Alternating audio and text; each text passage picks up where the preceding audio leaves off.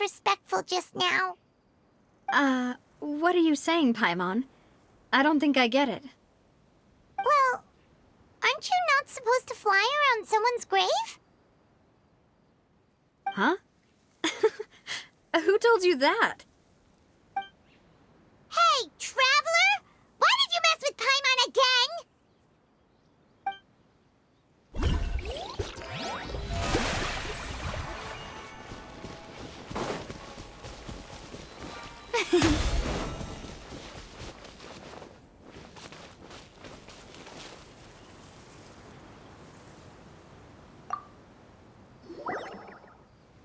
Oh, it's you two. Did Miss Navia invite you to come pay your respects to her father?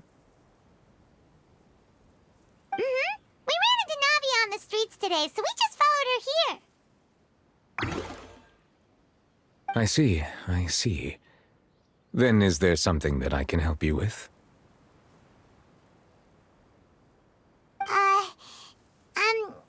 Well, it's pretty hard to run into you like this, since you're usually super busy. So we figured we could try to ask you a few questions, if that's okay.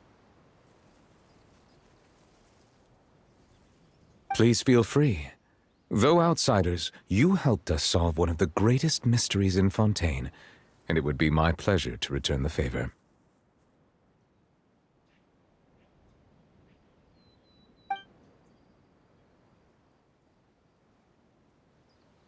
So, at court, the bad guys referred to that special water as water from the primordial sea, but what is it really?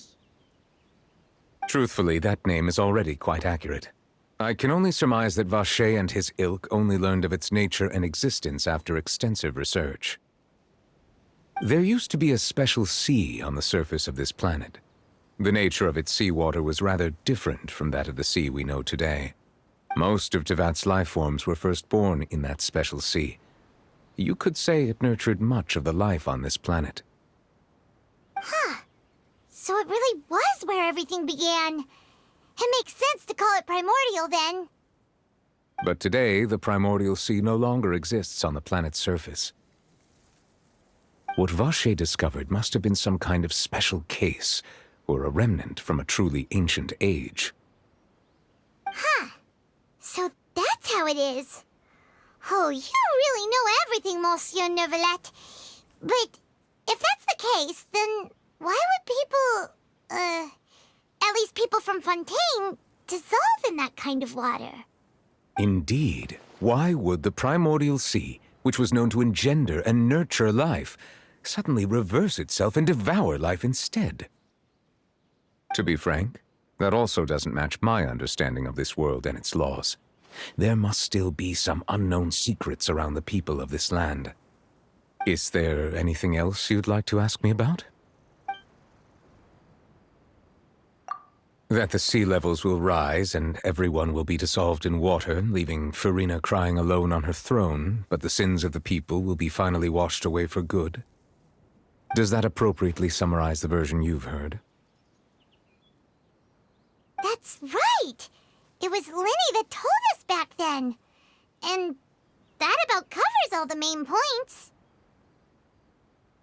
Yes, up to the present, I think we reached a point where we have no choice but to confront this prophecy directly. Rumors have it that this prophecy is rooted in the last words the former Hydro Archon left to the world before she passed away. A prophecy? Of the former Hydro Archon? Wow. This is the first time that we've ever heard of it. 2 parts of the prophecy have already proven correct. The rising sea levels and the ability of the people of Fontaine to be dissolved. We should be more vigilant and stay on the watch for further signs. Speaking of the prophecy, Furina has also always taken it quite seriously. Indeed, she has been collecting information and intelligence from across Tevat for this purpose. If the rumors were true, then perhaps this prophecy is the conundrum left to Furina by her predecessor. But with Furina being the way she is, can we really trust her to solve it? Is there anything else you'd like to ask me about? My apologies. My investigation has still not reached its conclusion. However, I still believe the judgment of the Oratrice was not rendered arbitrarily. But you also said you thought he was innocent. For many years, I have been quite aware that the Oratrice does not simply mechanically repeat the verdict that I give on each case. As a divinely created mechanism, the people's unified faith in the concept of justice is integrated into it. Not only can it produce the incredible power of indemnitium, but it likely also possesses other traits, such as self-awareness. Which is all to say, I have been prepared for a situation like this for a long time. So when Lenny told us that he heard a human voice from the room where the Oratrice's core is stored... I was not aware such a thing had occurred. Perhaps that could serve to prove my conjecture. I will add that to the list of items to investigate. In any case, I am inclined to believe that the Oratrice does have a methodology all its own. We just do not have enough information. Based on Farina's reaction, I doubt even she had any idea what was going on. She managed to bluff her way through it, though, with her time-tested twin tricks of bravado and drama.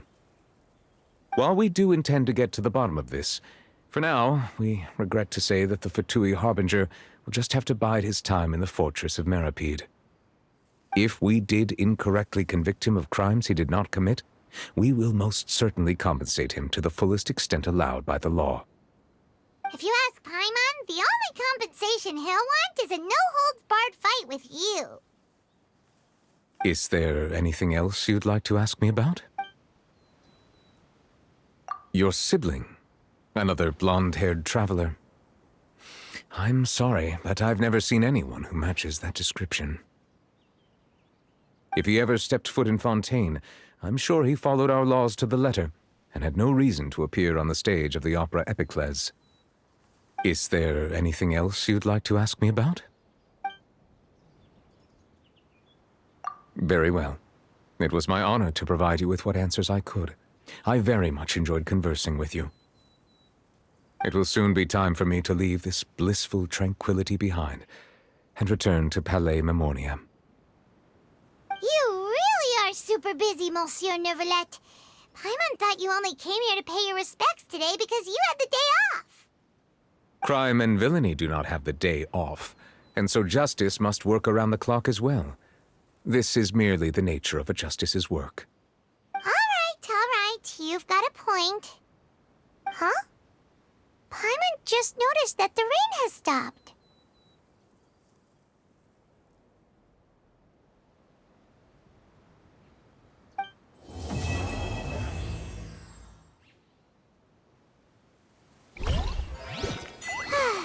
You know, we've been walking around for a while now.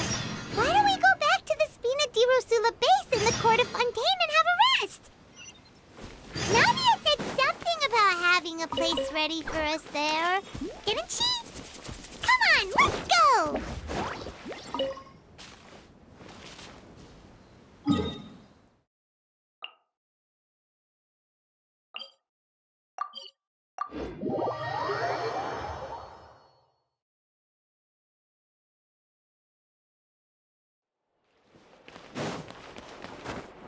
Yep.